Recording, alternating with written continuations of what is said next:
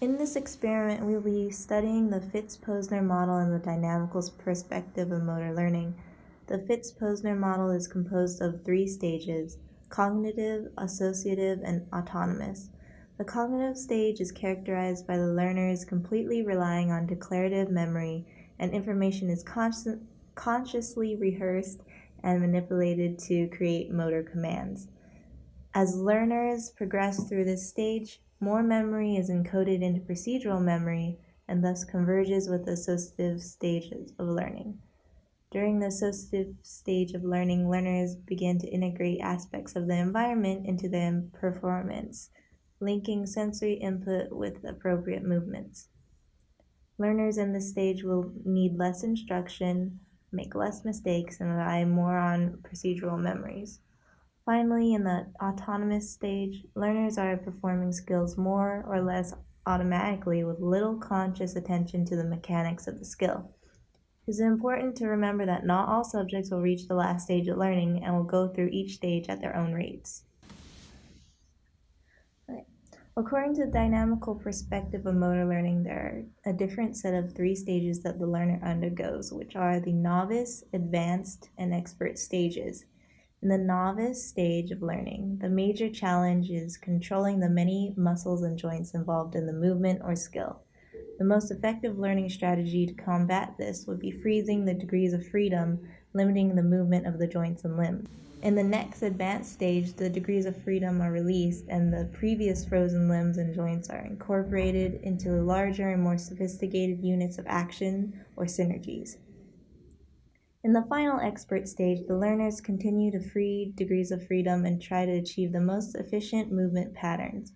The main focus of this stage is to begin to exploit both internal and external forces in bodily systems and the environment to assist with and contribute to movement effectiveness.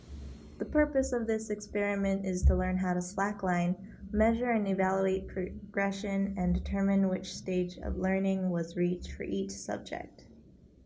A practice schedule was created for the 3 people in our group: 30 minutes, 45 minutes, and 60 minutes per week.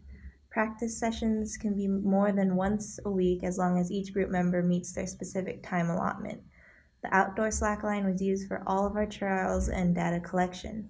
Each subject tried to stay on the slackline as long as possible for 5 trials in the beginning of the session. Those times were recorded and averaged. Practice sessions lasted for 4 weeks. The data will be scored by the length of time in seconds. Each subject can walk or stand on the slackline before falling. The timer will only start when the subject has both feet off the ground, and the times recorded will be averaged for each practice session, and each average will be graphed to show progression. After analyzing the trends of both the raw data and average time, a relationship between practice time and performance can be observed. All 3 subjects have positive trend lines on the raw data chart showing improvement with the progression of the sequential trials.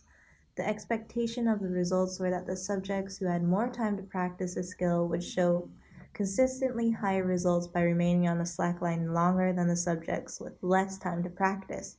However, Subject A, who had the least amount of practice time, which was only 30 minutes per week, had the best overall time of 15.83 seconds. From the average scores, the average difference was determined from the highest and lowest scores, which is a measure of improvement. Subject A improved by 6.792 seconds, Subject B improved by 5.366 seconds, and Subject C improved by 3.524 seconds. In addition to the best overall time, Subject A had the highest rate of improvement. The data collected may not have been an accurate representation of performance, as each subject had better observed trials during the practice phases but did not recreate similar performances during the time trials used for the data.